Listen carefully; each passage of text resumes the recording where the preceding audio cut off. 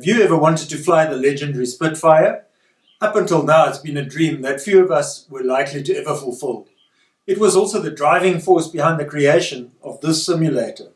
Over the past 3 years, we've created an exact replica of the Spitfire Mark 9.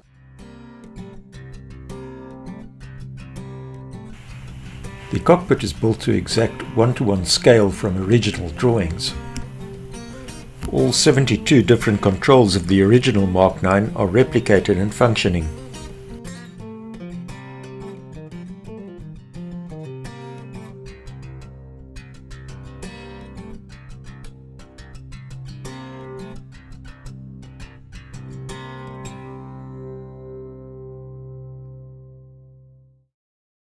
The elevator trim has got 4 full turns, and I'm just going to turn it all the way back, and that has a spiral mechanism which is exactly the same as per the original mechanism. Over here we have the flaps which go into the down position or into the up position.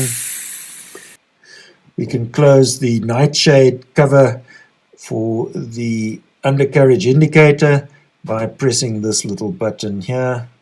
Over here we have the altimeter setting. Moving on to the engine starter buttons. If I open them up, again the covers come off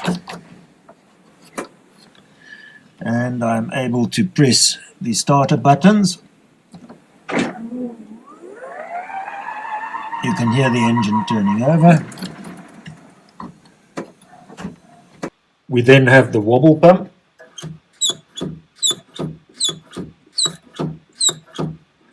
And that is for getting fuel pressure up in the system initially. Down on this side we have the chassis control, so the undercarriage control. We won't activate that right now. But then we have the IFF system here with the channel A and channel B buttons, and during wartime they were able to destroy the IFF system in case that they were captured, so they could open up the cover and press both buttons, which would then activate the explosive device. Moving on to the flight controls. Here we have the control stick. Mounted on here we have the brake lever, and that applies the brakes.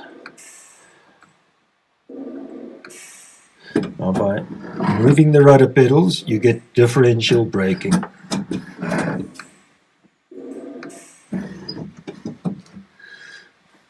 Then we've got the gun control here, the gun control buttons, and that's for the cannon and for the machine guns. Top button is for machine guns, bottom button for cannon,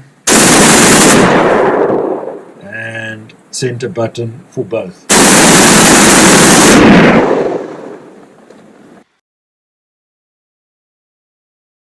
And first of all, we will start by opening up the carburetor air.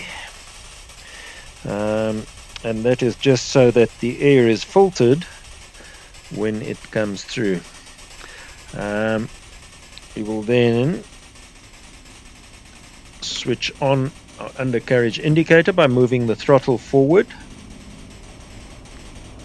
And there you can see the little lights come on the indicator. That's looking good, and then we can also see that the light has come on for fuel pressure, and for that we will be putting on the fuel, and we will be priming. So first of all we're going to unlock the primer by turning it to the left hand side.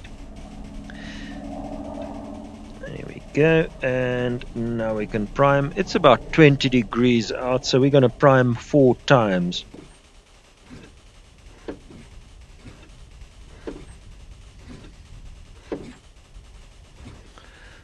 That's fine, and we can lock. And I'm going to bring the fuel pressure up with a wobble pump. Pump it 10 times, or until the light goes off, then we've got sufficient pressure. Right, the external fuel tank is off, and I can open up the starter and booster coils, and we can switch on the magnetos, and I am going to set the brakes with the clip.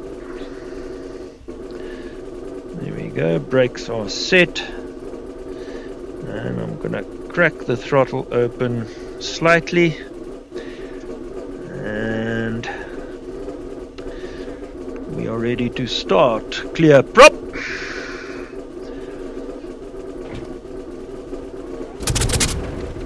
As soon as I hear it take, I move the mixture off and bring the throttle back.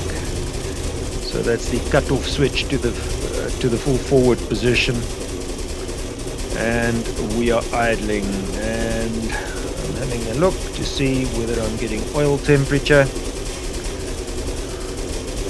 and radiator temperature. I can close off the covers.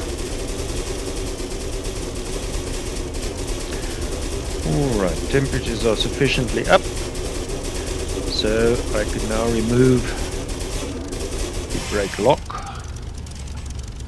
and there we go, and we should be ready to taxi.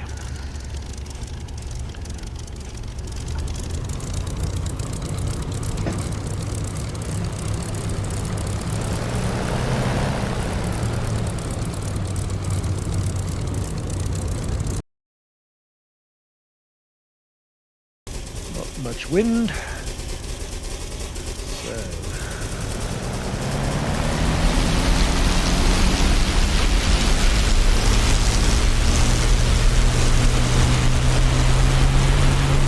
as we put on power, never set the trim, let me get that nose trimmed down, and there we go. Making quite a bit of right rudder now.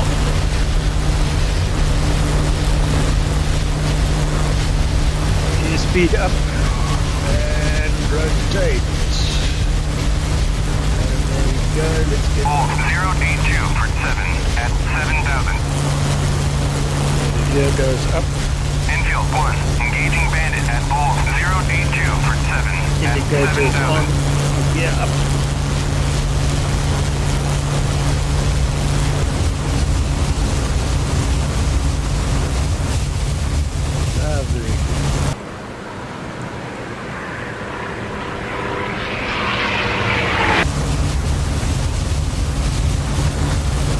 And let's get back to the airfield.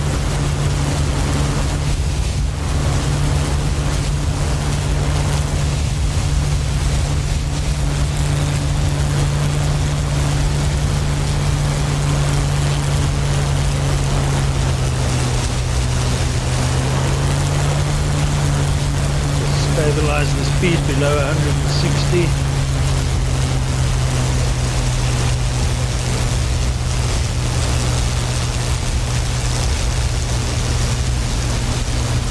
That's fine as long as we keep it in a shallow dive.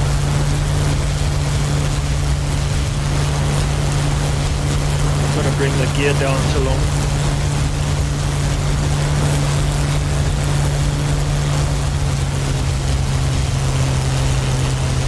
Flaps. Adjust the trim.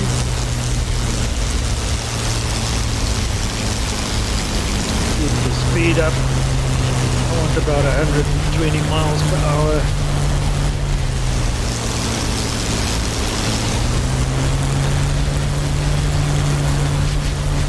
As I'm coming in.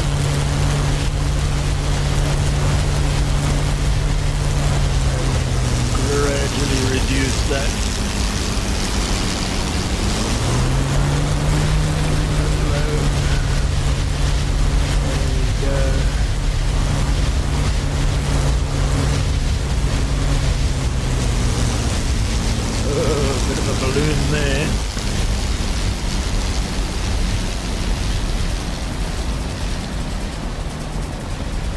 another balloon. There we go. Just down out, keep the tail out in the back. Lots of rudder input required.